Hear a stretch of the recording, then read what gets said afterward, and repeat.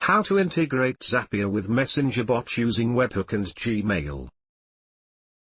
The Webhooks by Zapier trigger supports sending more than a single trigger event per webhook request. You can send an array of properly formed JSON objects, and will trigger the Zapier once for each object in the array. It triggers the actions 3 times, once for every object in the array. Therefore, let's make our first Zapier with Webhook for our MessengerBot.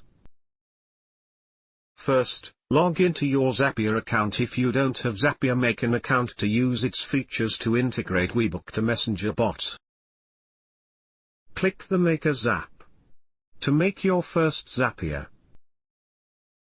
It will go to name your Zap. In your Zap, click 1. When this happens, and renames it whichever name you want. Choose App and Event.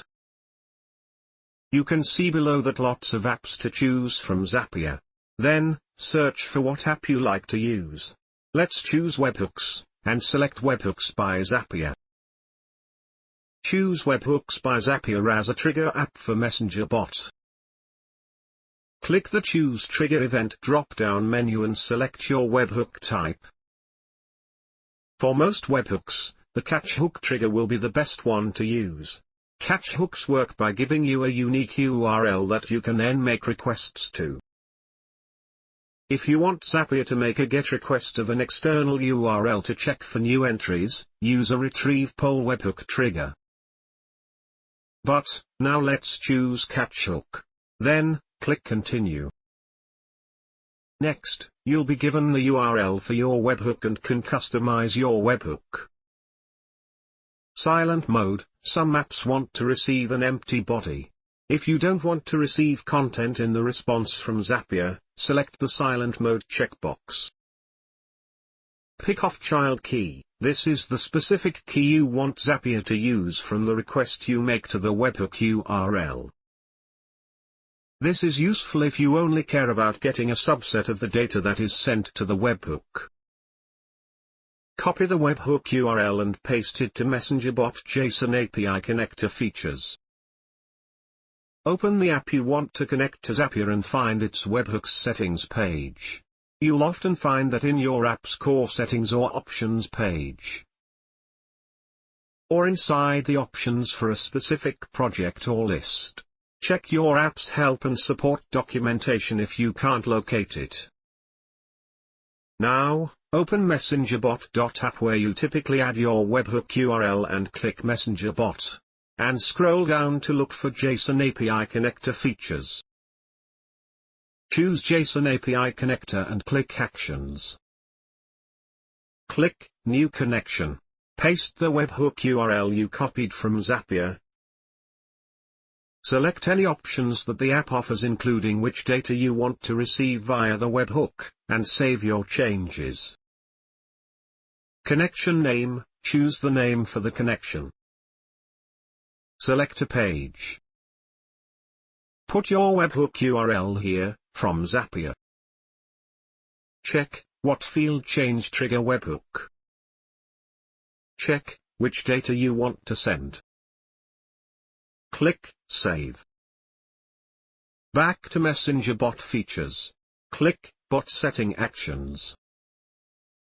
Click Add Bot Reply. Create bot reply template. Put bot name and provide your keywords in a comma for the bot reply.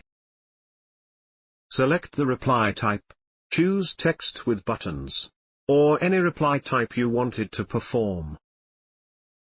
Provide your reply message. Choose the button type. Name your button text.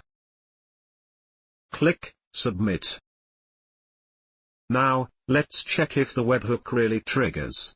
Log into your Facebook page and try to message your page news or email. Type news or email as that was the keyword written in the reply bot.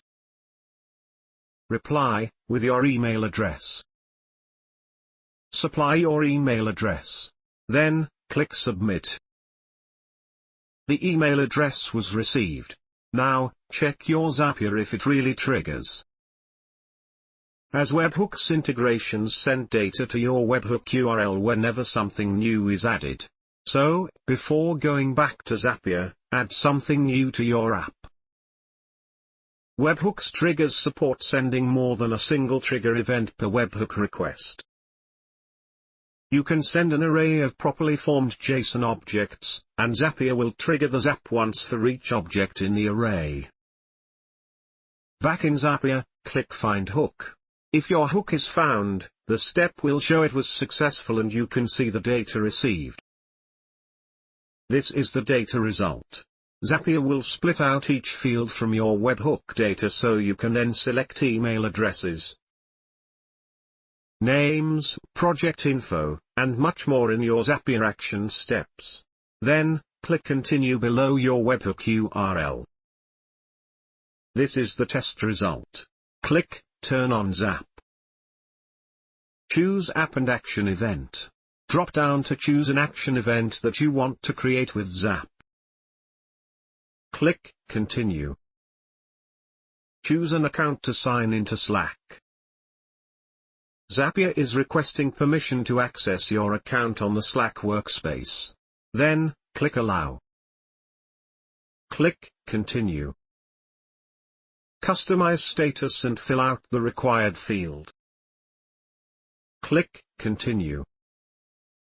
Send test status to Slack by clicking Test and Review. The test was successful. This is the sample Zap created. Turn on Zap. A green check indicates that the trigger and action were successfully created and Zap on.